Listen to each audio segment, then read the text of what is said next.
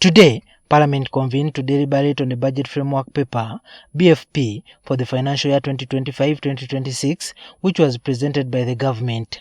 The motion to present the BFP was moved by the Ministry of Finance, highlighting that the budget will be guided by the theme, full monetization of Uganda's economy through commercial agriculture, industrialization, expanding and broadening social services, digital transformation and market access. Mr. Speaker, to note is that the financial year 2025-6 will be the first year of implementation of the National Development Plan 4, whose goal is higher household incomes, full monetization of the economy, and employment for sustainable socio-economic transformation. The Budget Committee, which has been scrutinizing the budget proposals from various sectoral committees, presented a majority report through its deputy chairperson, Remigio Achia, while Chila Municipality MP Ibrahim Semujunganda tabled the minority report. The majority report outlined the key budget strategies, including agro-industrialization, tourism development, mineral-based industrial development, science, technology, and innovation. However, the report raised concerns over inconsistencies in budget allocations for these strategic interventions. It is important that this realism is checked by adequate resource allocation to match the agro-industrialization, tourism, manufacturing, those Artemis areas. So this intention can only be achieved with more resources to the Artemis areas. The report also pointed out low investments in critical sectors such as education and healthcare infrastructure, which are essential for human capital development. There was need for resources to grant aid and rehabilitate many more primary schools across the country, especially where they are not, and especially the old schools. Both the majority and minority reports expressed concerns that the Budget Framework Paper BFP is inconsistent with the National Development Plan 4, which is set to begin in the next financial year 2025-2026 and run until 2029-2030.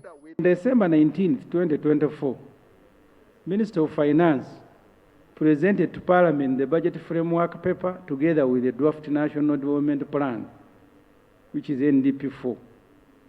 The following day, Honorable Musasizi was on his Twitter account celebrating this mess. That both documents came the same day. Actually, one must precede because you begin drafting a budget according to the plan, but they came together. I don't know what they were following. Of bringing a budget whose resource envelope we cannot raise. Then we are saying, NDP4, you're not compliant. I think what is important is for us to make our recommendations, clear. In the end, we shall go with our recommendations, Honorable.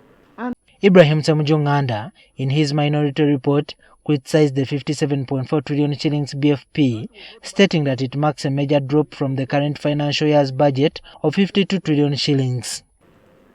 Parliament should take note that although the development plan proposes 92 trillion, even the 57.441 trillion in the budget framework paper is unrealistic, going by the recent budget performance. For the financial year 2023-2024, Parliament approved a budget of 52.7 trillion, revised it to 61.6 trillion through supplementary requests, but only 50 was released, warranted. The question is that our people outside there, after reading the budget, they are very expectant in service delivery. Yet we cannot raise the money. Now we are talking of 57 trillion. And we have never realized 57 trillion in the last 5 financial years. According to the Auditor General's report, Uganda's public debt has surged to over 97 trillion shillings. While the domestic debt is not explicitly mentioned in the BFP, previous reports placed it at 14 trillion shillings. The Minister of Finance claims to have cleared 9 trillion shillings, leaving a domestic debt of 5 trillion shillings. However, only 200 billion shillings has been allocated in the next financial year for domestic debt servicing, which MPs argue is inadequate. The critical point is that this money should begin to be considered as part of our public debt. Let's pay these ordinary people. You are so quick in paying these foreign investors and so on. These are our ordinary people who are buttressing our economy. Can we pay these people? Semuju further criticized the budget, arguing that it prioritizes unnecessary expenditures at the expense of human capital development. The Budget Committee has recommended that the government introduces tax policies to regulate tax exemptions, ensuring that revenues are effectively utilized to support key development priorities. Juma Kiria, NTV.